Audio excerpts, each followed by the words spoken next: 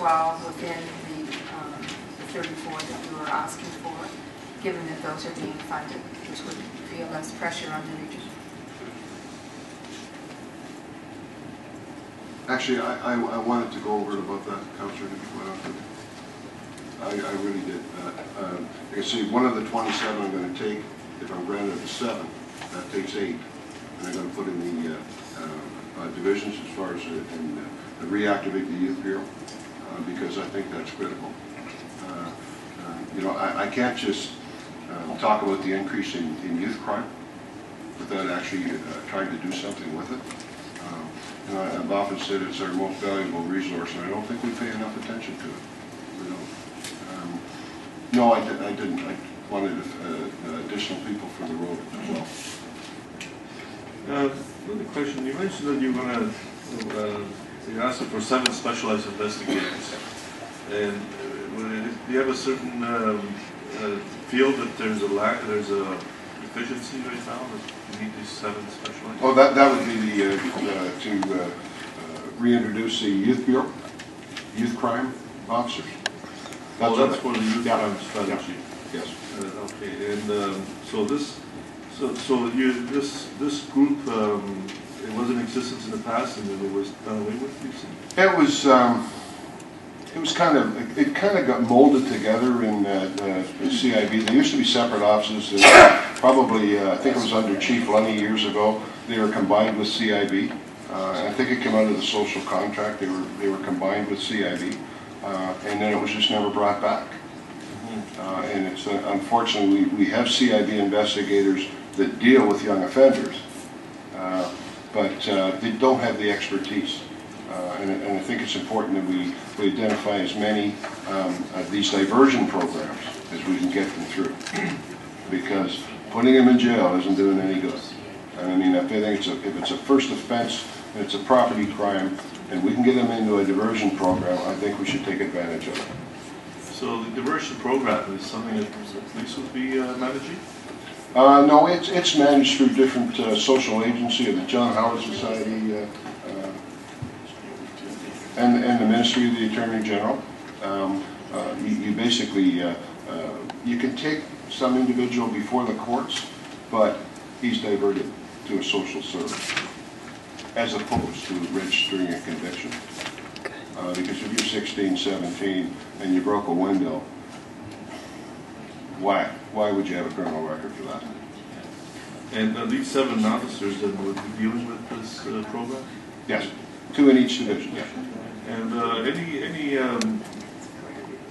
any ideas of how to intervene in, especially the high schools where there's a lot of time there's problems of brewing between kids, teenagers, and then it ends up on the street with a violent act.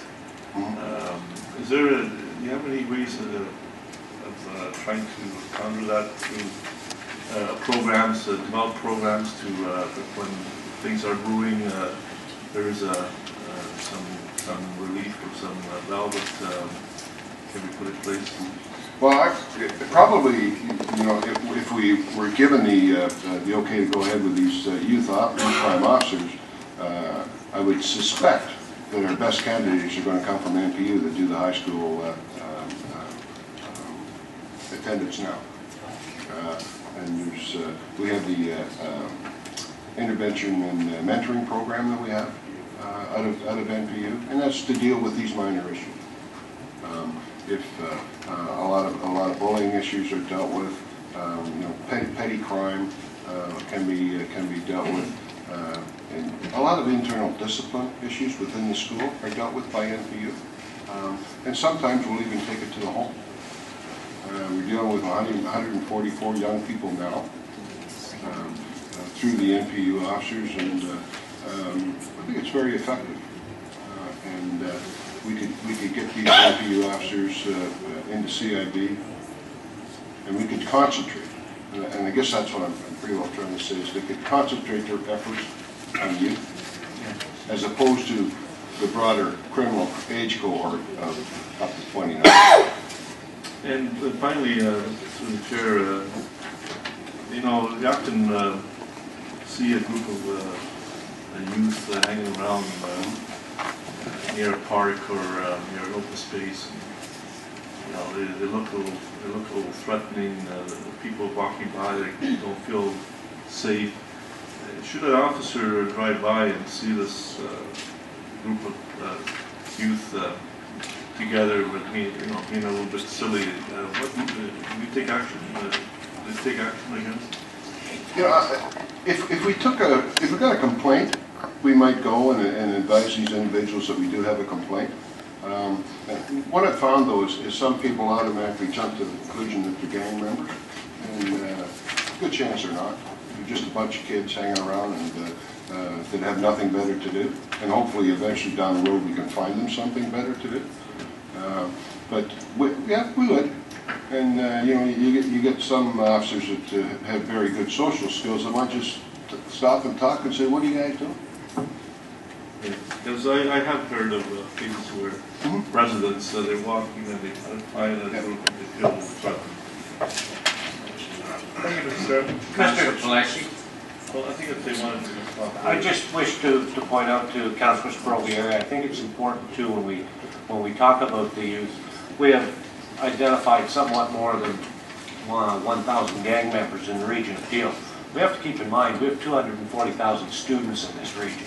So not every group of 3 or 4 kids standing in front of a milk store as part of the street gang, they're just kids standing in front of a milk store. Okay, Councillor Flashy. When I was a kid, I used to hang around plazas and look what happened.